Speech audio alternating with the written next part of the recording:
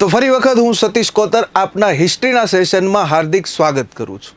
તો મિત્રો, આજે આપણે તમે સ્ક્રીન ઉપર જોઈ રહ્યા છો કયા ટોપિકની, કયા ચેપ્ટરની સાહેબ ડિસ્કસ કરવાની છે. તો કે આજે મિત્રો આપણે ડિસ્કસ કરવાની છે જેનું નામ છે ગુજરાતનો પૌરાણિક ઇતિહાસ. યસ, ગયા લેક્ચરની અંદર મિત્રો એમ કહી શકાય કે આપણે ઇન્ડેક્સ જોઈ, ઇન્ડેક્સ પછી આપણે ઇન્ડસ વેલી સિવિલાઇઝેશન જોઈ, ઇન્ડસ વેલી સિવિલાઇઝેશનને લગતા ગુજરાતના નગરો જોયા, અને હવે આજે આ લેક્ચરની અંદર આપણે ભણવાનો છે ગુજરાતનો કયો, તો કે પૌરાણિક ઇતિહાસ ભણવાનો છે. યસ મિત્રો, ગુજરાતની અંદર બે ટાઈપના અલગ અલગ ઇતિહાસ આવશે, એક પૌરાણિક ઇતિહાસ અને એક પ્રમાણિત ઇતિહાસ.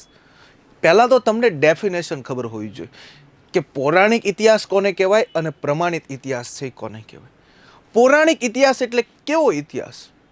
તો કે જે ઇતિહાસના આપણને કોઈ ચોક્કસ પુરાવા ન મળે, કોઈ ચોક્કસ પ્રમાણ ન મળે, એવા ઇતિહાસનો આપણો પૌરાણિક કહેવાય. જે કોઈ દંતકથાઓ, કોઈ અનુશ્રુતિઓ, એની અંદર વાગોળવામાં આવેલી ઘટનાઓ હોય, કોઈ આપણા વડીલો પાસેથી, કોઈ આપણે એમ કહી શકાય કે પૂર્વજો પાસેથી આપણને આ વાર્તાઓ સાંભળવા મળી હોય, આવું આ વારસાની અંદર આપણને આવું કંઈક મળ્યું હોય, એવા ઇતિહાસને આપણે પૌરાણિક ઇતિહાસ કહેવાય. એક્ઝામ્પલ તરીકે મારે તમને શું દેવું? તો કે એક્ઝામ્પલ તરીકે મારે તમને જો સમજાવવું હોય તો એવું સમજાવી શકાય કે જ્યારે તમે રામાયણ જોવો છો, જ્યારે તમે મહાભારત જોવો છો, એની જે ઘટનાઓ છે એ ઘટનાઓ આજે આપણી નજર સામે સમક્ષ તમને જોવા મળે છે. આજે એમ કહી શકાય કે લંકા સોનાની હતી, પરંતુ મેન તમે જોઈ નથી. આજે એમ કહી શકાય કે હનુમાનજી એ સમય આવડો મોટો ડુંગરો છે લઈ આવ્યા હતા, પરંતુ આપણે એને જોયો નથી. આપણે એમ ખબર છે કે રાવણને છે 10 માથા હતા. સારી એવી સિરિયલ જોતા હોય ત્યારે રામે રાવણનો વધ કર્યો, 10 માથા હતા, પરંતુ આપણે એના પુરાવા આપી શકતા નથી મિત્રો. આપણે એમ કહી શકાય કે અત્યારે વિમાન છે, પરંતુ એ સમયે પુષ્પક નામનું વિમાન હતું. વાત સાંભળી છે, પરંતુ આપણે જોયું નથી. આ બધી ઘટનાઓ કેવી છે? પૌરાણિક ઘટનાઓ છે. પુરાણોની અંદર, ક્યાંક અનુશ્રુતિઓની અંદર, ક્યાંક દંતકથાઓની અંદર, કોઈ આપણા વડીલો પાસેથી, કોઈ પૂર્વજો પાસેથી આપણને વારસામાં મળ્યું છે. આપણે વાગોળીએ છીએ, આપણે આવનારી પેઢીને પણ આ વાત કહેશું કે રામાયણની અંદર આમ હતું, મહાભારતની અંદર આમ હતું, અને એ લોકો પણ આને માનશે.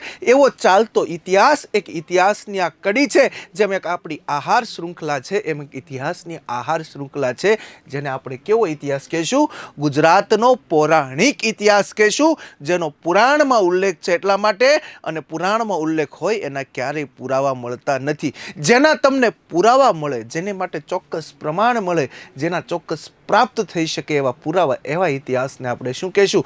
પ્રમાણિત ઇતિહાસ કહેશું. ગુજરાતનો પૌરાણિક ઇતિહાસ છે મનુના પુત્ર શર્યાતીના સમયથી શરૂ થાય છે અને ભગવાન કૃષ્ણની ઘટનાઓ આપણે જોવાની છે. એમ ગુજરાતનો પ્રમાણિત ઇતિહાસ કોના સમયથી શરૂ થાય છે?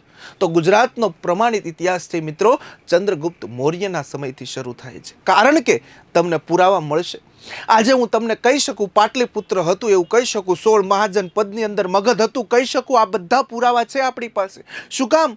તો કે ચાણક્યએ લખેલો અર્થશાસ્ત્ર નામનો ગ્રંથ છે, મેગેસ્તની જે લખેલો ઇન્ડિકા નામનો ગ્રંથ છે, જેની અંદર આપણને પુરાવા મળે છે, જેની અંદર એનો ઉલ્લેખ થયો છે. અને આજે તમને મારે જુનાગઢની અંદર લઈ જવા હોય તો આજે ચંદ્રગુપ્ત મૌર્યના સુબાનું પુષ્યગુપ્તે ઊભા રહીને રચેલું, એમ કહી શકાય કે માથા પર ઊભા રહીને કામ ચલાવ્યું એવું સુદર્શન તળાવ, મહાતળાવ, મહાસર તળાવ આજે તમને ત્યાં જોવા મળે છે. આજે એમ કહી શકાય કે દામોદર કુંડી નજીક આવેલો અશોકનો શિલાલેખ તમને જોવા મળે છે, મૌર્ય કાળની જાણકારી આપે છે, રુદ્રદામાનો, સ્કંદગુપ્તનો. તો આમ પૌરાણિક ઇતિહાસ પછીનો જે પ્રમાણિત ઇતિહાસ છે, જેમાં પુરાવા મળતા હતા, ચોક્કસ પ્રમાણ મળતું હતું. એટલા માટે થઈને આપણે ઇતિહાસને કેવો કીધો છે? પ્રમાણિત ઇતિહાસ કીધો છે. અને ગુજરાતનો પ્રમાણિત ઇતિહાસ કોના સમયથી શરૂ થાય છે? ચંદ્રગુપ્ત મૌર્યની. કારણ કે ગુજરાતની અંદર ચંદ્રગુપ્ત મૌર્યએ પોતાના સુબાને મોકલ્યો, પુષ્યગુપ્તને મોકલ્યો, અને ગુજરાતની પ્રજાની સુખાકારી માટે થઈને સુદર્શન તળાવનું શું કરાવવામાં આવ્યું છે? તો કે નિર્માણ કરવામાં આવ્યું. એટલા માટે થઈને આને આપણે કેવો ઇતિહાસ કહેશું? પ્રમાણિત ઇતિહાસ છે મિત્રો કહેશું. યસ, આગળ વધીએ. હવે ગુજરાતના પૌરાણિક ઇતિહાસની વાત થઈ ગઈ, પ્રમાણિત ઇતિહાસની વાત થઈ ગઈ. બંનેની ડેફિનેશન છે એ તમને સમજાય હશે, આશા રાખું છું. બરોબર છે? તો એટલા માટે અહીંયા લખું છું કે જેનો પુરાણોમાં કે કોઈ દંતકથાઓમાં કે કોઈ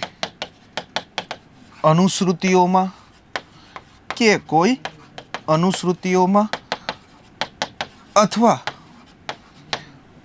કોઈ વડીલો બોલે તો પૂર્વજો પાસેથી જાણકારી મળતી હોય તેને પૌરાણિક ઇતિહાસ કહેવાય. તેને કેવો? પૌરાણિક ઇતિહાસ કહેવાય. અને પ્રમાણિત ઇતિહાસ કોને કહેવાય? અને પ્રમાણિત ઇતિહાસ કોને કહેવાય? તો કે જેના ચોક્કસ પુરાવા મળે, ચોક્કસ પ્રમાણ મળે, તેને આપણે પ્રમાણિત ઇતિહાસ કહીશું. ગુજરાતનો પ્રમાણિત ઇતિહાસ ચંદ્રગુપ્ત મૌર્યના કાળથી સમયથી શરૂ થાય છે. કારણ કે ચંદ્રગુપ્ત મૌર્યનો સુબો એટલે કોણ હતો?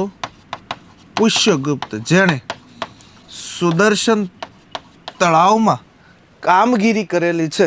એટલા માટે પ્રમાણિત ઇતિહાસનો પુરાવો મળે છે. જ્યારે ગુજરાતનો પૌરાણિક ઇતિહાસ મનુના પુત્ર શર્યાતીના સમયથી શરૂ થાય છે. તો આ શરૂઆતની ડેફિનેશન થઈ ગઈ. પૌરાણિક પ્રમાણિત બંનેમાં ક્યારે આપણને છે ક્યારે તકલીફ પડવી જોઈએ નહીં. ડેફિનેશન સમજ્યા પછી વિગતવાર હવે આગળ વધીએ. યસ મિત્રો, પૌરાણિક યુગની વાત કરવાની છે. પહેલા જ વાત કરી કે પૌરાણિક યુગના પુરાવા છે મળવાના નથી. પરંતુ ભારતના પૌરાણિક કાળની શરૂઆત ભારતના પ્રથમ પુરુષ એવા કોણ છે? તો કે મનુ. જેમ કહી શકાય કે કાયદાના નિષ્ણાંત, પ્રાચીન ભારતના કાયદાના નિષ્ણાંત એવી ઉપમા આપવી હોય તો કોને આપી શકાય?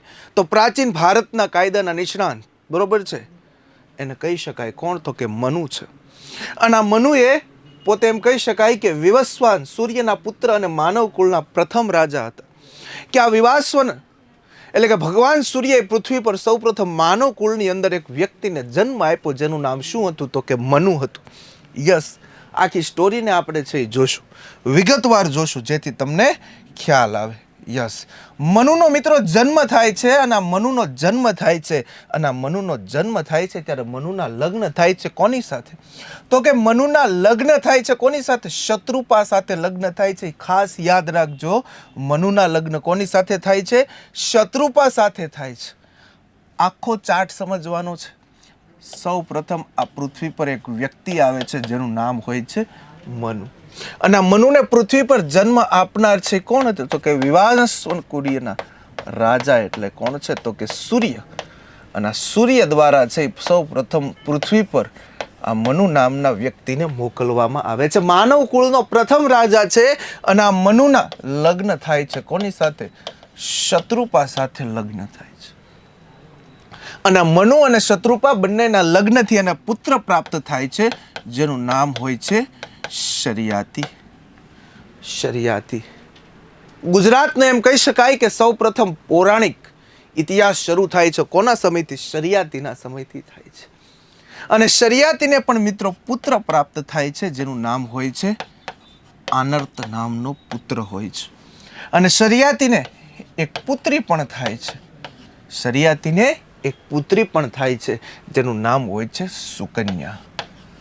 શું હોય છે? એનું નામ સુકન્યા હોય છે. યાદ રાખજો, મનુનો પુત્ર શર્યાતી, શર્યાતીનો પુત્ર આનર્ત, અને આનર્તનો પુત્ર જેનું નામ છે રેવતક, એટલે કે રેવત. જે ગિરનાર પર્વત આપણો રેવતકના નામથી ઓળખાય, જે ગિરનાર પર્વત ઊંઝિયત પર્વતના નામથી ઓળખાય, એ આ રેવત હતો, જેના નામથી રેવતક પર્વત તરીકે છે ઓળખાતો હતો. હવે ઘટના એવી ઘટે છે મિત્રો, ધ્યાનથી સાંભળજો સ્ટોરી. ઇતિહાસની અંદર એમ કહી શકાય કે મનુનો પુત્ર શર્યાતી છે. આ શર્યાતીએ પોતાની રાજધાની છે ક્યાં સ્થાપિત કરી? તો પોતાની રાજધાની છે વલ્ભીની અંદર સ્થાપિત કરી. અને વલ્ભી એટલે કે આજનું વલ્ભીપુર. આજનું વલભીપુર એટલે આજનું વલભીપુર એટલે કે ભાવનગર જિલ્લાનું એક તાલુકો છે વલભીપુર, બરોબર છે, જ્યાં સૌથી વધારે જૈનોનું સંખ્યાના સૌથી વધારે છે લોકો આવતા હોય એવું વલભી છે. અને આ વલભી એટલે મૈત્રક કાળની અંદર એમ કહી શકાય કે વિજયાન ભટારની રાજધાની હતી, એ વલભીની વાત કરવાની છે. તો શરિયાતી છે પોતે ક્યાં, તો કે વલભી ખાતે સ્થાયી થાય છે, વલભીપુર ખાતે પોતાની રાજધાની બનાવે છે. અને આ જ શરિયાતીનો એક પુત્ર થાય છે જેનું નામ હોય છે આનર્થ, અને આ પુત્રી થાય છે જેનું નામ હોય છે સુકન્યા.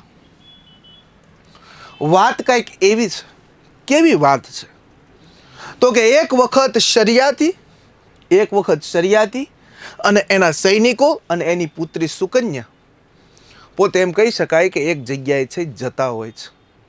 અને આ પ્રદેશ હોય છે સાતપુડાની અંદર, પર્વતની અંદર આવેલો આ પ્રદેશ હોય છે. સાતપુડાના પશ્ચિમ ભાગની અંદર આ વિંધ્યાચલ જે માળાઓ આવેલી છે, જે આ પર્વતોની કંદહારો આવેલી છે, એની અંદર છે જતા હોય છે. અને આ જતા હોય છે ત્યારે એમ કહી શકાય કે એક રાફડો થઈ ગયો હોય છે એક વૃક્ષ નીચે. એક બાજુ એમ કહી શકાય કે શરિયાતી પોતે અલગ જગ્યાએ છે વિચરતા હોય છે, વિમુક્ત રીતે ફરતા હોય છે, અને બીજી બાજુ એની પુત્રી જે સુકન્યા છે, આ સુકન્યા એક રાફડા પાસે આવીને ઊભી રહે છે અને જોવે છે કે આ રાફડાની અંદર તો એમ કહી શકાય કે બે સરસ મજાના છે કંઈક હીરા અને મોતી છે એ ચમકે છે. એક વૃક્ષ છે, વૃક્ષ નીચે રાફડો છે, રાફડાની અંદર ધૂળ હોય, આપણને બધાને ખબર હોય, અને એની અંદર બે છે એ સરસ મજાના એમ કહી શકાય કે ક્યાંક હીરા મોતી જેવા ચક્ષુઓ છે એ ચમકે છે. અને ત્યાંથી એમ કહી શકાય કે સુકન્યા એક લાકડાની સળી લે છે અને આ ધારદાર બે સળીઓ એની અંદર ભરાવે છે. અને આ ભરાવે છે એમાંથી એક લોહીની ધાર થાય છે, લોહીનો ફુવારો છૂટે છે. અને સુકન્યા આખી બી જાય છે કે આમાંથી કેમ લોહીનો ફુવારો છૂટ્યો. અને લોહીનો ફુવારો છૂટતા સુકન્યા એના પિતા પાસે વહી જાય છે. અને સુકન્યાના પિતા એટલે કોણ? શરિયાતી. શરિયાતીને કહે છે કે વૃક્ષની નીચે મેં રાફડો જોયો, એમાં મેં સળી નાખી, અને સળી નાખી તો લોહીનો ફુવારો થયો, લોહી આખું બહાર આવ્યું. એટલા માટે શરિયાતી આવ્યો, તેને ખબર પડી કે આ લોહી છે એટલે આ રાફડાની અંદર કોઈ માણસ હશે.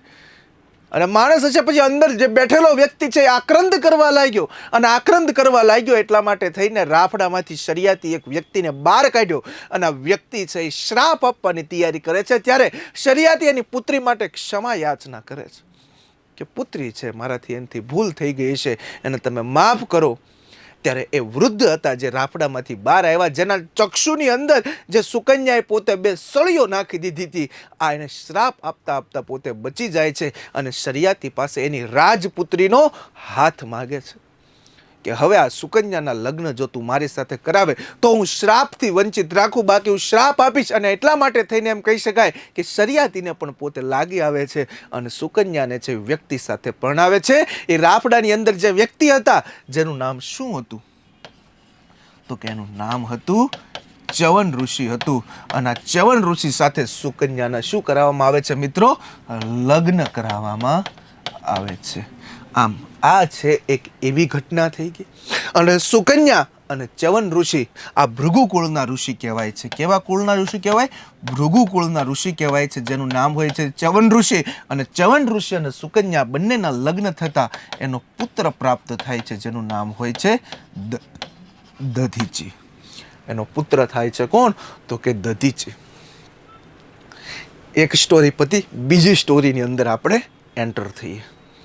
બીજી સ્ટોરી કંઈક એવું કહે છે કે એક વખત સુકન્યા છે, આ સુકન્યાને એની માતાએ છે પ્રશ્ન પૂછ્યો કે સુકન્યા, તું બહુ ભાગ્યશાળી છો, તું આ પૌરાણિક કાળની અંદર બહુ ભાગ્યશાળી છો કે તારો જન્મ છે અમારા ઘરે થયો છે, તારા તમામ લાડકોટ, તારા સપનાઓ છે એ સાકાર થાય છે, તને કોઈ વસ્તુથી અમે વંચિત રાખતા નથી. જ્યારે બીજા લોકો તું જો કેટલું કોઈની પાસે છે ને તારી પાસે કેટલું છે. ત્યારે સુકન્યા એની માતાને સરસ મજાનો જવાબ આપે છે કે માતે, તમે એમ કહો છો કે તમે મને લાડકોડથી ઉછેરો, તમે બધું માન સન્માન, મને જીવન જરૂરિયાતની વસ્તુઓ આપો છો, તમે એના માટે મારો ઉપકાર કરતા નથી, પરંતુ આ મારા પુનર્જન્મની ક્યાંક કર્મના સિદ્ધાંતો મને છે અહીંયા લઈ આવ્યા છે. ક્યાંક મેં એમ કહી શકાય કે પુનર્જન્મમાં મારું કર્મનું ફળ છે એ સારું કર્યું છે, એટલા માટે કદાચ મને આ જીવ છે તમારે ત્યાં છે મોકલવામાં આવ્યો છે. બાકી મને પણ આવી સુખ સુવિધાઓ, ભૌતિક સુવિધાઓ છે એ મળે જ નહીં. એટલા માટે એમાં તમારે કોઈ ગર્વ લેવાની વાત નથી, એ મારા કર્મનું છે એ ફળ મને મળ્યું છે. એની માતા ગુસ્સે થઈ ગઈ. થાય જ છે, કોઈની માતા પણ ગુસ્સે થશે કે કોઈનો પુત્ર એમ કહેશે કે તમારો નથી, મારા કર્મના ફળના આધારે આવ્યો છું એટલા માટે થઈને. તો એટલા માટે થઈને એની માતાએ એના પતિને વાત કરી, એટલે કે સુકન્યાના પિતા શરિયાતીને વાત કરી કે સુકન્યા તો બહુ બોલવા માંડી છે. સુકન્યા તો હવે એમ કહે છે કે હું તો મારા કર્મના સિદ્ધાંતના આધારે છું, મારે તમારી પણ જરૂર નથી.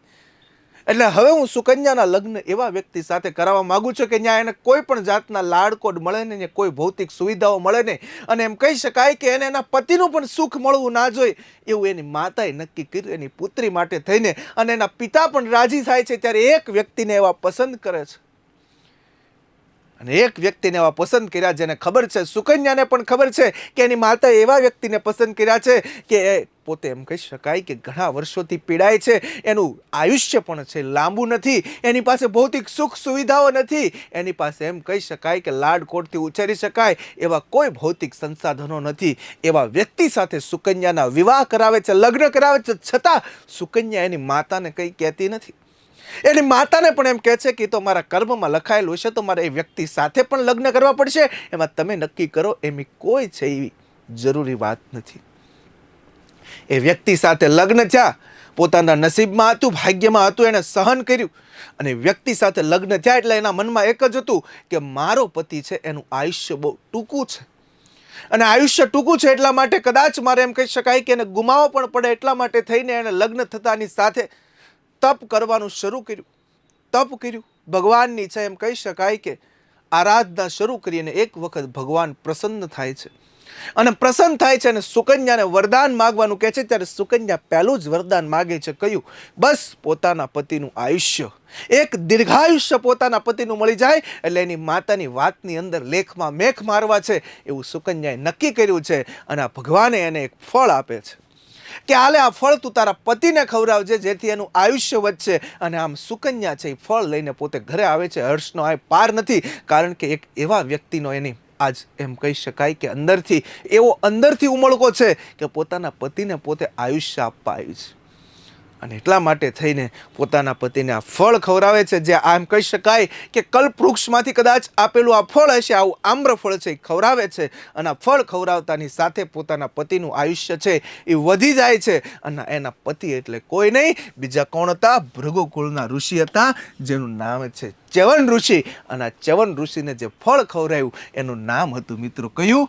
ચ્યવનપ્રાશ. અને આમ એમ કહી શકાય કે સૌ પ્રથમ ચ્યવનપ્રાશની શોધ કરવા વાળી વ્યક્તિ કોઈ નહીં પરંતુ કોણ હતી? સુકન્યા હતી. અને ખાવા વાળા વ્યક્તિ કોણ હતા? ચ્યવન ઋષિ હતા. એટલે આજે ચ્યવનપ્રાશ છે આપણે ખાઈએ છીએ. આ ઘટના પણ સાચી છે, પરંતુ આ પૌરાણિક ઘટના છે, અને પૌરાણિક ઘટનાના ક્યારેય પુરાવા છે હોતા નથી.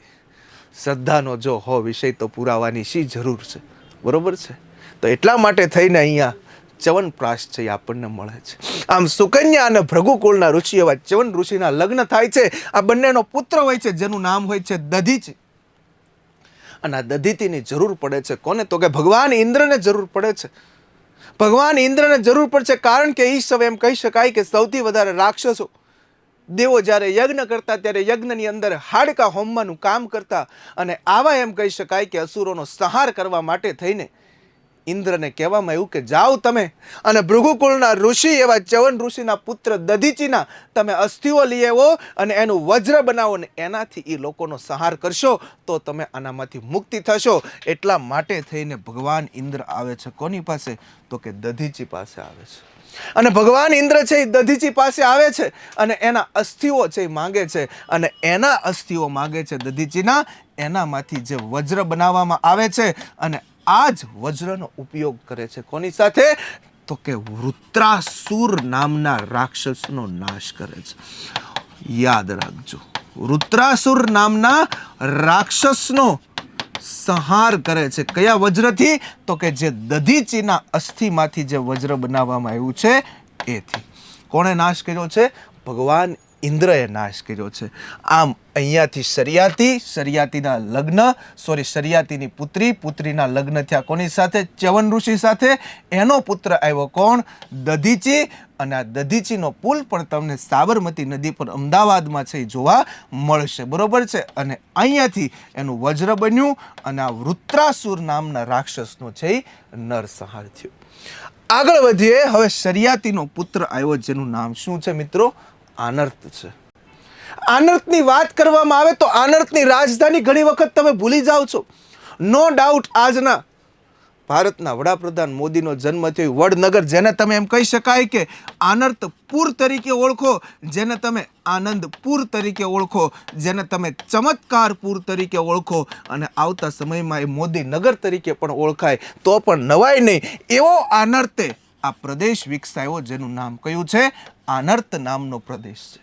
તો આનર્તે પોતાના નામ પરથી ઉત્તર ગુજરાતમાં કયો? તો કે આનર્ત નામનો પ્રદેશ છે, એ પોતે વિકસાવ્યો છે. અને આ જ આનર્ત છે, એનો પુત્ર જેનું નામ શું હોય છે? રેવત હોય છે. અને આનર્તની જ રાજધાની કઈ છે? તો કે કુશસ્થળી. યાદ રાખજો, શરિયાતી રાજધાની વલભી ખાતે સ્થાયી થયો. આનર્તની રાજધાની કઈ છે? કુશસ્થળી ખાતે પોતે સ્થાયી થાય છે. પરંતુ એને આનર્ત પ્રદેશ વિકસાવ્યો છે, એટલું છે યાદ રાખજો. એટલે કે વડનગર આજનું જે ઓળખાય એ. અને આનર્તનો પુત્ર જેનું નામ શું છે? રેવત છે. અને રેવત પોતે એમ કહી શકાય કે દરિયા કિનારાની રાજધાની એવી કુશસ્થળી ખાતે પોતાના પિતાના સામ્રાજ્યમાં સ્થાયી છે. અને રેવત પણ પોતે શક્તિશાળી હતો, અહીંયા સ્થાયી થયો. અને રેવતને પણ એક પુત્રી હતી, જેનું નામ શું છે? રેવતી. યાદ રાખજો, રેવતની બેન નહોતી, રેવતની શું હતી? પુત્રી હતી, જેનું નામ છે રેવતી. અને આ હું નથી કહેતો, આ શંભુ પ્રસાદે લખેલી ઇતિહાસની બુકની અંદર વર્ણન કર્યું છે કે રેવતની પુત્રી રેવતી હતી. અને જેને ઇતિહાસમાં તમે કહો છો કે બલરામ સાથે લગ્ન થયા, કૃષ્ણના ભાઈ સાથે, એની આખી ઘટનાની તમને વાત કરું કે જ્યારે એમ કહી શકાય કે રેવતે પોતાની પુત્રી રેવતીના વિવાહ માટે પોતે વિવાહને લાયક થઈ છે, ત્યારે એમ કહી શકાય કે જાય છે ભગવાન બ્રહ્માજી પાસે. બ્રહ્મલોકની અંદર જાય છે રેવત. અને બ્રહ્મલોકની અંદર જાય છે ત્યારે ગાંધર્વો ગાન કરતા હોય છે, હું હા હા એવું જ્ઞાન કરતા હોય છે. અને આ ગાન કરતા હોય છે ત્યારે એમ કહી શકાય કે બ્રહ્માજી આ સંગીતનું ગાન પૂરું થાય છે ત્યારે રેવતને બોલાવીને કહે છે કે રેવત, તને એવું હશે કે હું આમાંથી કોઈ દેવો નો હું જમાઈ બનાવું, એને એમ કહી શકાય કે મારી પુત્રી માટે. પરંતુ તારી પુત્રી માટે જે કુશસ્થળીની અંદર ટૂંક સમયમાં જે યાદવો આવવાના છે, અને યાદવોની અંદર કૃષ્ણના ભાઈ બલરામ છે, આ બલરામ સાથે જો તારી પુત્રીના તું વિવાહ કરાવીશ તો એ સુખી સંપન્ન બનશે. આમ બ્રહ્માજીના કહેવાથી રેવતે પોતાની પુત્રી રેવતીના વિવાહ લગ્ન કરાવ્યા. કોની સાથે? કૃષ્ણના ભાઈ બલરામ સાથે. ઇતિહાસમાં આવી પણ વાર્તાઓ છે જેને ક્યારેય તમે વાગોળી નથી. તો એટલા માટે એમ કહી શકાય કે મિત્રો રેવતની પુત્રી હતી રેવતી. અને આ રેવતીના લગ્ન થયા કોની સાથે? તો કે કૃષ્ણના મોટા ભાઈ બલરામ સાથે. અને આ બલરામ સાથે લગ્ન થાય અને આ રેવતી અને બલરામની પુત્રી જેનું નામ શું હતું? વત્સલા હતું. યાદ રાખજો, એનું નામ શું હતું? વત્સલા હતું. અને આ વત્સલા હતા. વત્સલાના લગ્ન કોની સાથે થાય છે? તો કે ભીમના પુત્ર સાથે થાય છે. યાદ રાખજો, ભીમના પુત્ર સાથે થાય છે આ વત્સલાના લગ્ન. મિત્રો આગળ વધીએ. હવે અહીંયા રેવતની વાત કરતા હતા કે રેવતના સમયમાં એ સમય એમ કહી શકાય કે યાદવો મથુરા છોડીને સૌરાષ્ટ્રમાં આવે છે. એના માટે ફરી વખત આપણે આખી સ્ટોરીની વાત કરવી પડશે કે યાદવો એ સમયે મથુરાની અંદર સ્થાયી હતા. અને આ મથુરાથી અહીંયા દ્વારકા આવવાનું કારણ, કેટલાક કુશસ્થળીની અંદર આવવાનું કારણ શું હતું? શું એવું કારણ પડ્યું કે યાદવો છે મથુરા છોડીને છે અહીંયા આવ્યા? તો યાદવોની વાત કરી. યાદવો છે ક્યાં હતા? મથુરા હતા. મથુરાની અંદર વાત કરવામાં આવે તો મથુરાની અંદર એમ કહી શકાય કે ઉગ્રસેન નામનો યાદવોનો રાજા હતો. બહુ સારો એવો રાજા હતો. યાદવોની અંદર ઉગ્રસેનનું નામ પડે તો યાદવો એને એમ કહી શકાય કે જે માગે આપી દેતા એવી ઉગ્રસેનનું માન સન્માન હતું મથુરાની અંદર. અને આ જ ઉગ્રસેનનો પુત્ર જેનું નામ શું હતું? કંસ હતું. શું હતું? કંસ. એટલે કંસના પિતા કોણ છે? તો કંસના પિતા છે એ ઉગ્રસેન છે. અને ઉગ્રસેનની બેન છે, આ ઉગ્રસેનની બેન છે જેનું નામ શું છે? તો કે એનું નામ છે દેવકી છે. એનું નામ શું છે? દેવકી છે. અને આ જ ઉગ્રસેને કંસના લગ્ન કરાવે છે. કોની સાથે? તો કે કંસના લગ્ન થાય છે કોની સાથે? તો કે જરાસંઘની પુત્રીઓ સાથે થાય છે. આરતી અને પ્રાપ્તિ. બરોબર છે. આવા બે એના નામ છે. જરાસંઘની પુત્રીઓના નામ છે આસ્તી અને પ્રાપ્તિ. આ બે પુત્રીઓ સાથે લગ્ન થાય છે કંસના. અને આ જરાસંઘને તમે યાદ કરો કે જરાસંઘનું શરીર જોડવાથી બન્યો તો, બે અલગ અલગ ભાગની અંદર વહેંચાયેલો હતો. એને એમ કહી શકાય કે જોડવામાં આવ્યો, જરાસંઘ બન્યો. અને આ જરાસંઘનું મૃત્યુ નિશ્ચિત નહોતું, પરંતુ ભગવાન કૃષ્ણએ ભીમને કીધું કે જ્યારે દ્વંદ્વ યુદ્ધની અંદર, મલ્લ યુદ્ધની અંદર જ્યારે જરાસંઘને પકડ્યો ત્યારે એમ કહી શકાય કે વચ્ચેથી એને મરડવામાં આવ્યો. એટલા માટે થઈને જરાસંઘનો છે સંહાર થયો હતો. એ જરાસંઘ છે. આ તો આ જરાસંઘ છે, એનો જમાઈ કોણ છે? કંસ. અને કંસના સસરા કોણ છે? તો કે જરાસંઘ છે. સસરા કોણ છે? જરાસંઘ છે. બીજી બાજુ ઉગ્રસેનની વાત કરીએ તો ઉગ્રસેનની બેન પણ છે. તેની બેન કોણ છે? તો કે દેવકી છે. ઉગ્રસેનની બેન કોણ છે? દેવકી છે. દેવકીના લગ્ન થાય છે કોની સાથે? વાસુદેવ સાથે થાય છે. કોની સાથે થાય છે? વાસુદેવ. વાસુદેવની એક પત્ની દેવકી, બીજી પત્ની કોણ હતી? તો કે રોહિણી હતી. અને રોહિણીનો પુત્ર જેનું નામ શું છે? તો કે બલરામ છે.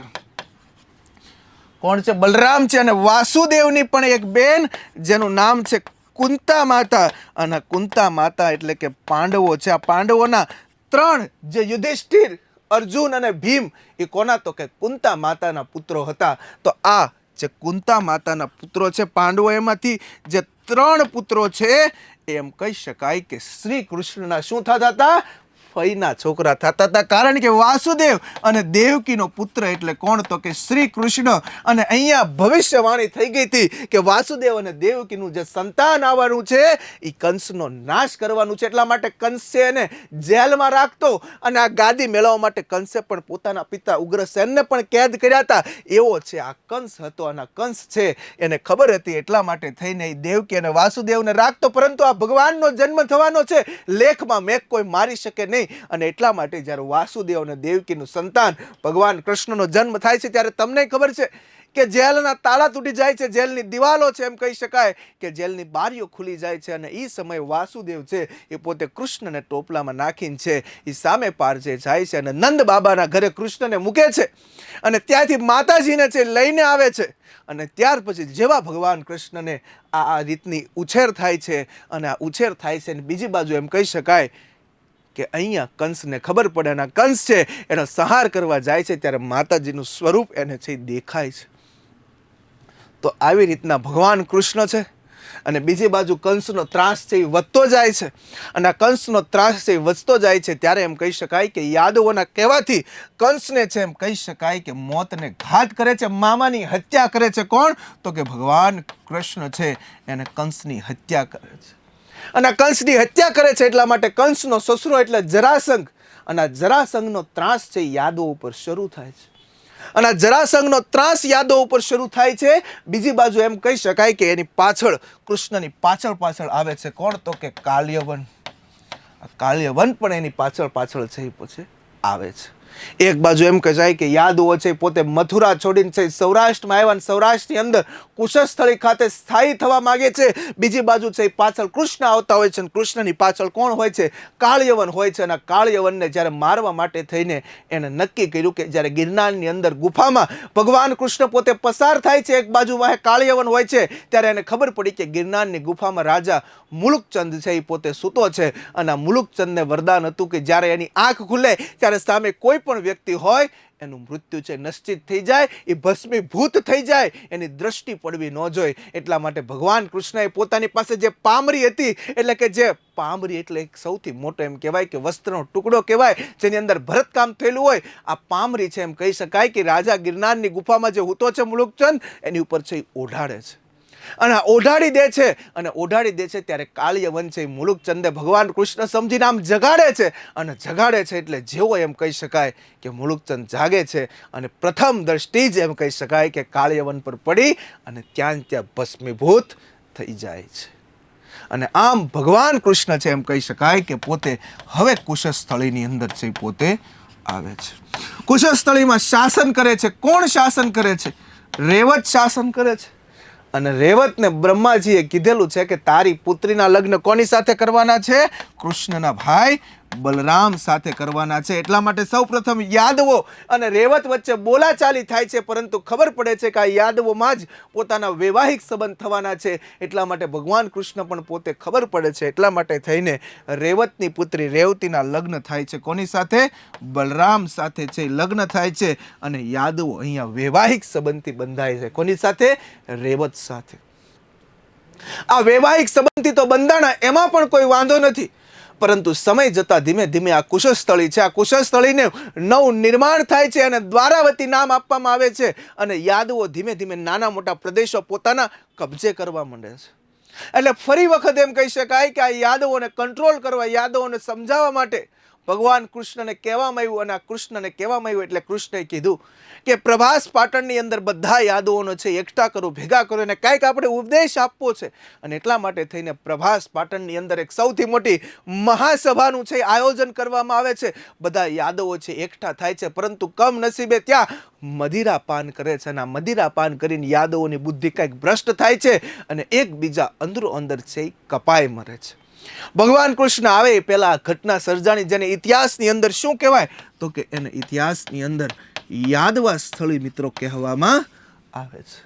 અને આ યાદવા સ્થળી મિત્રો કહેવામાં આવે છે. અને આ યાદવા સ્થળી થવા પાછળ એમ કહી શકાય કે ભગવાન કૃષ્ણને યાદ આવે છે. જ્યારે યાદવોને એકબીજા અંદરો અંદર કપાઈ મરતા જોવે છે, મદિરા પાન કરીને આ કરતા વસ્તુ જોવે છે, ત્યારે ભગવાન કૃષ્ણને યાદ આવે છે કે મહાભારતના યુદ્ધની અંદર જ્યારે એમ કહી શકાય કે પાંડવો ધર્મ અધર્મની લડાઈ હતી, ત્યારે હું પાંડવો સાથે હતો. અને જ્યારે આ યુદ્ધ પૂરું થયું પછી ગાંધારીને મરવા ગયો, ત્યારે ગાંધારીએ એમ કીધું હતું, શું કીધું હતું કે તમે કૃષ્ણ જે રીતના મારા દીકરાઓ સાથે ક્યાંક છે રાગ દ્વેષ ભાવની એક ભાવના રાખી છે, એમ આજથી 36મા વર્ષે તમે પણ યાદવો એકબીજા અંદરો અંદર લડશો અને કપાઈ મરશો. આવો શ્રાપ આપ્યો તો કોણે? તો કે ગાંધારી. આજથી 36મા વર્ષે યાદવો તમે એકબીજા અંદરો અંદર લડશો અને કપાઈ મરશો, એવો શ્રાપ આપ્યો તો કોને? તો કે આ ગાંધારીએ. અને આ ગાંધારીએ જે શ્રાપ આપ્યો એ જ્યારે આ યાદવા સ્થળી થઈ ત્યારે ભગવાન કૃષ્ણને છે યાદ આવે છે કે આ ગાંધારીનો શ્રાપ હતો, જે થવાનું હતું એ થયું. અને એના એમ કહી શકાય કે વિરહની અંદર પોતે જાય છે. અને જાય છે ત્યારે એક પીપળાના વૃક્ષ નીચે છે એ પોતે બેસતા હોય છે અને બેઠા હોય છે. ત્યારે એમ કહી શકાય કે એક જરા નામનો પારધી છે, એના પગને છે એમ કહેવાય કે ઘૂંટીને એક હરણની આંખ સમજે છે. અને હરણની આંખ સમજીને પોતે એક તીર ચલાવે છે. અને આ તીર ચલાવે છે જરા નામનો પારધી, જે ભગવાન કૃષ્ણને વાગે છે.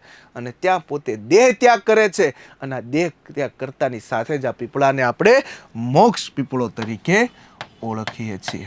અને જ્યાં દેહ ત્યાગ કર્યો આ સ્થળને આજે આપણે ભાલકા તીર્થ તરીકે ઓળખીએ છીએ, જેને સરકારે ગૌલક ધામ તરીકે વિકસાવવાનો નિર્ણય કર્યો છે, જ્યાં 3 નદી હિરણ, કપિલા અને સરસ્વતી આ ત્રણેયનો સંગમ થાય છે. અને આમ 61માં મહાપુરુષ એવા આપણા ભગવાન કૃષ્ણ છે અહીંયા પોતે દેહ ત્યાગ કરીને જાય છે. અર્જુન પોતે આવે છે અને અર્જુન આવીને ભગવાન કૃષ્ણના જેટલા એમ કહી શકાય કે પ્રપોત્ર છે, વજ્રનાભ છે, એ બધાને લઈ જાય છે. અને અહીંયાથી યાદવોને છે પોતે લઈ જાય છે. આમ આવી રીતના ભગવાન કૃષ્ણ છે 61માં મહાપુરુષ થઈ જાય છે. આવો છે ગુજરાત તો શું છે, આવો પૌરાણિક ઇતિહાસ છે, જેના પુરાવા ક્યારે એમાં આ બધી વાર્તાઓ છે, દંતકથાઓ, અનુશ્રુતિઓ છે, પુરાણોની અંદર છે, પરંતુ એના પુરાવા આપણને મળતા નથી મિત્રો. તો આ રીતનો આખો ઇતિહાસ છે. અને ત્યાર પછી ભગવાન શ્રી કૃષ્ણના લગ્ન થાય છે. કોની સાથે? રૂકમણીની સાથે લગ્ન થાય છે. અને આજ ભગવાન કૃષ્ણના જ્યારે રૂકમણી સાથે લગ્ન થાય છે અને રૂકમણીનો પુત્ર એટલે કોણ? તો કે પ્રદ્યુમન. અને પ્રદ્યુમનનો પુત્ર એટલે કોણ? તો કે અનિરુદ્ધ.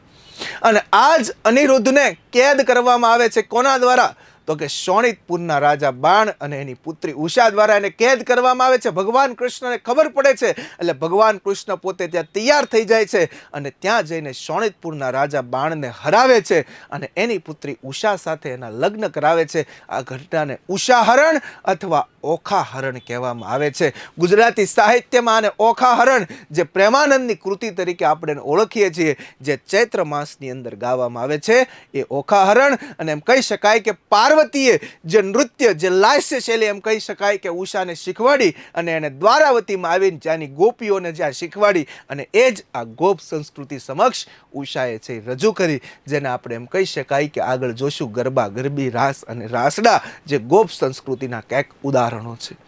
તો આ રીતના ઇતિહાસ તો મિત્રો ચાલ જ કરે છે, એક કડીમાંથી બીજી કડી, બીજીમાંથી ત્રીજી કડી, આમ આખું એમ કહેવાય કે વિઝ્યુલાઇઝેશન થઈને આપણે ફરી વખત ઇતિહાસમાં છે મિત્રો આગળ વધીએ છીએ. તો આમ મનુને એમ કહી શકાય કે ભારતના પ્રદેશો પોતાના અલગ અલગ છે એ વહેંચી દીધા અને માનવ ધર્મની સ્થાપના કરવા માટે મોકલ્યા. પ્રાચીન ભારતના કાયદાના નિષ્ણાંત એટલા માટે કીધું છે ધ લોસ ઓફ મનુ. એવા મનુ, અને આ મનુએ પોતે એમ કહી શકાય કે પોતાના પુત્ર તેમના કોણ છે તો કે શરિયાતી, યાદ રાખજો, તેમના શરિયાતી નામના પુત્રને ફાળે સૌરાષ્ટ્રનો પ્રદેશ આવ્યો. એટલે એમ કહી શકાય કે શરિયાતીએ સૌરાષ્ટ્રની અંદર એવું કહ્યું છે તો કે ભાવનગર જિલ્લાનું વલભી છે. જે એમ કહી શકાય કે વલભી એટલે મકાનની ટોચનો ઉપરનો ભાગ વલભી, એટલે નાલંદાની તુલના વલભી સાથે કરનાર વ્યક્તિ એટલે કોણ તો કે ચીની મુસાફર ઇત્સિંગ હતો, જેણે વલભીની નાલંદા સાથે તુલના કરી હતી. વલભી સંવંતની શરૂઆત કરનાર વ્યક્તિ એટલે કોણ હતો તો કે વલભી સંવંતની શરૂઆત કરનાર વ્યક્તિ ધરસેન પહેલો હતો. વલભી વિદ્યાપીઠની સ્થાપના કરનાર વ્યક્તિ પણ કોણ હતો? ધરસેન પહેલો હતો. એ શરિયાતી, અને આ શરિયાતીને ગુજરાતનો પ્રથમ પૌરાણિક પુરુષ તરીકે ઓળખવામાં આવે છે. ગુજરાતનો પૌરાણિક ઇતિહાસ શરિયાતીના સમયથી શરૂ થાય છે, અને આ જ શરિયાતી છે જેણે પોતાની રાજધાની છે એને વલભીને બનાવેલી છે, વલભીપુરને બનાવેલી છે.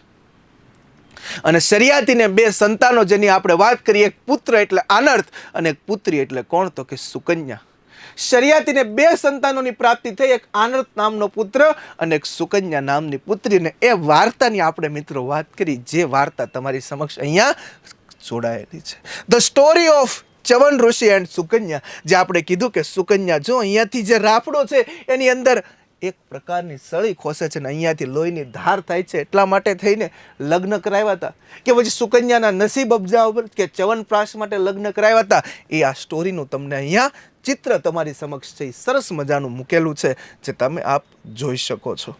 તો સુકન્યા છે, સુકન્યાએ ભૃગુકુળના ઋષિ ચ્યવન ઋષિ સાથે લગ્ન કર્યા અને પુત્ર પ્રાપ્ત થયો જેનું નામ છે દધીચી.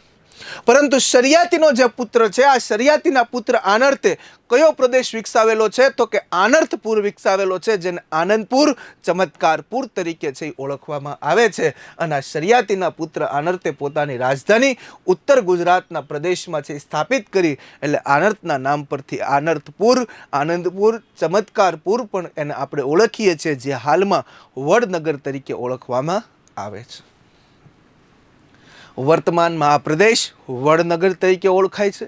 અને શરિયાતીએ પોતાની પુત્રી સુકન્યાના લગ્ન ભૃગુકુળના ઋષિ ચ્યવન ઋષિ સાથે છે કરેલા છે, અને એનો પુત્ર પ્રાપ્ત થાય છે જેનું નામ છે દધીચી. અને આ દધીચી છે એને એમ કહી શકાય કે પોતાના અસ્થિ વજ્ર બનાવવા માટે છે આપેલા છે. દધીચી ઋષિ એમ કહી શકાય કે સાબરમતી નદી કિનારે આવીને વસ્યા અને પોતાના આશ્રમની છે સ્થાપના કરેલી છે, એટલા માટે કહી શકાય કે અસુરોને હરાવવા માટે પોતાના વજ્રનું દાન કર્યું, કોને? ઇન્દ્રને સમર્પિત કર્યું. અને ઇન્દ્રએ છે એમ કહી શકાય કે આ એટેક છે, જેમ કહી શકાય કે જ્યાં વજ્ર તમને દેખાય છે, તો આ વજ્રનો ઉપયોગ છે એ કયા રાક્ષસનો નરસંહાર કરવા માટે કર્યો તેનું નામ પણ તમને ખબર હોવી જોઈએ. એનું નામ છે શું છે? વૃત્રાસુર નામના રાક્ષસનો શું કરેલો છે? રાક્ષસનો નરસંહાર કરેલો છે, વૃત્રાસુર નામના રાક્ષસનો. યસ મિત્રો. અને અમદાવાદમાં સાબરમતી નદી ઉપર બનેલો સૌથી પહોળો પુલ છે, જેને ઋષિ દધીચી પુલ નામ આપવામાં આવ્યું છે. ઋષિ દધીચી પુલ કયા જિલ્લામાં આવેલો છે? અમદાવાદ. કઈ નદી પર છે? સાબરમતી નદી પર છે, એટલે આપણને ખબર હોવી જોઈએ. અને આનર્થના પુત્ર રેવતની અહીંયા વાત કરવામાં આવેલી છે. આનર્થના પુત્ર કોણ છે? રેવત. અને રેવત કુકુદમિયા વંશના છેલ્લા રાજા થઈ ગયા. અને રેવતના સમયમાં શ્રી કૃષ્ણની આગેવાનીમાં યાદવો છે સ્થળાંતર કરીને ક્યાં આવે છે? સૌરાષ્ટ્રમાં આવે છે. અને રેવતી પોતાની પુત્રી રેવતીને બલરામ સાથે પરણે. એક ઘટના તો એવી છે, કદાચ આપણને માનવામાં પણ ન આવે, કે જ્યારે રેવત અને રેવતીના લગ્ન નક્કી થયા ત્યારે રેવતી પોતે એમ કહી શકાય કે બલરામ કરતાં ઊંચી હતી. રેવતી બલરામ કરતાં ઊંચી હતી, એટલા માટે બલરામે એને હળથી નીચે કરી અને ત્યાર પછી લગ્ન કર્યા છે. આ તો ખાલી જસ્ટ એવી આપણી વાત છે, અને આ સારા એવા ઓથરની બુકમાં છે. આ કોઈ મોઢે ઉપજાવી કાઢેલી મેં વાત નથી કે રેવતી ઊંચાઈ ધરાવતી હતી એટલા માટે બલરામે પોતાના હળથી એને નેચે કરી, અને નેચે કરી પછી એની સાથે લગ્ન કર્યા, એવી પણ ઇતિહાસમાં ઉલ્લેખ છે. અને આ રેવત ની પુત્રી રેવતીના લગ્ન બલરામ સાથે થયા અને એની પુત્રી એટલે કોણ? વત્સલા. અને વત્સલાના લગ્ન ભીમના પુત્ર સાથે કરાવવામાં આવે છે.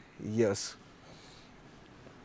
અનર્કના પુત્ર રેવત કુકદમીએ સૌરાષ્ટ્ર કિનારે નવી રાજધાની વસાવી કુશસ્થળી, જેનું નવું નિર્માણ કરીને યાદવોએ દ્વારાવતી, જેને ગુજરાતની પ્રથમ પૌરાણિક રાજધાની. ગુજરાતનો પૌરાણિક ઇતિહાસ શરૂઆતીના સમયથી શરૂ થાય, પરંતુ ગુજરાતની પ્રથમ પૌરાણિક રાજધાની પૂછાય તો કઈ આવશે? તો કે રાજધાની આવશે કઈ? તો કે કુશસ્થળી આવશે. અને શ્રી કૃષ્ણએ સમુદ્રની વચ્ચે દ્વારકા નગરી વસાવી, તેમાં યાદવોને સ્થાપિત કર્યા. પણ મહાભારતમાં કૌરવ વંશનું નાશ થતા ગાંધારીએ કૃષ્ણને શ્રાપ આપ્યો હતો કે આવનાર સમયમાં પણ તમારા યાદવો અંદરો અંદર લડશો અને કપાઈ મરશો, અંદરો અંદર લડી નાશ પામશો. એટલા માટે કીધું કે 36મા વર્ષે યાદવો એકબીજા અંદરો અંદર લડ્યા અને નાશ પામ્યા. યાદવા સ્થળીનું વર્ણન મહાભારતના મોશાલ પર્વની અંદર છે કરવામાં આવેલું છે. એ પણ આપણને ખ્યાલ હોવો જોઈએ. આ શ્રાપના લીધે સમય જતાં યાદવો ભેગ વિલાસી થયા અને તેમને મદિરાનું જે ખરાબ વ્યસન હતું અને જે પ્રભાસ પાટણની અંદર જે સંમેલન બોલાવવામાં હતું, એમાં યાદવ એકબીજા અંદરોઅંદર શું કર્યું? મદિરાપાન કર્યું અને બધાની બુદ્ધિ ભ્રષ્ટ થઈ અને એકબીજા અંદરોઅંદર કપાઈ મરે છે.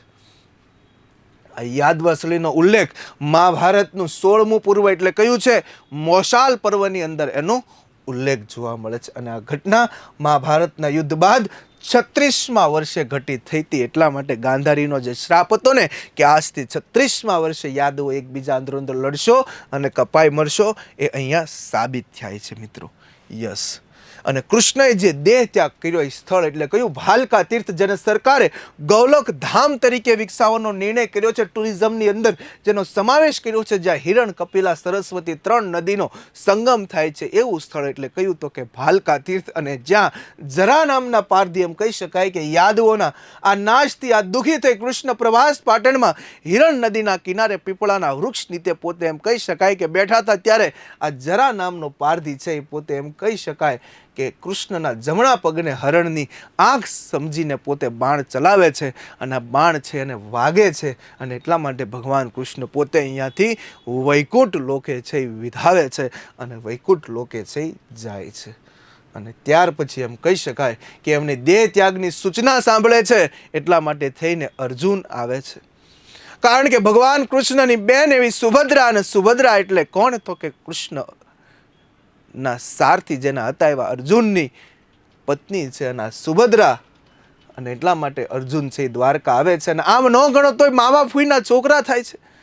કારણ કે વાસુદેવની બેન હતી કોણ? તો કે કુંતા માતા. અને આ કુંતા માતાના પુત્ર છે એવા કોણ છે? અર્જુન છે.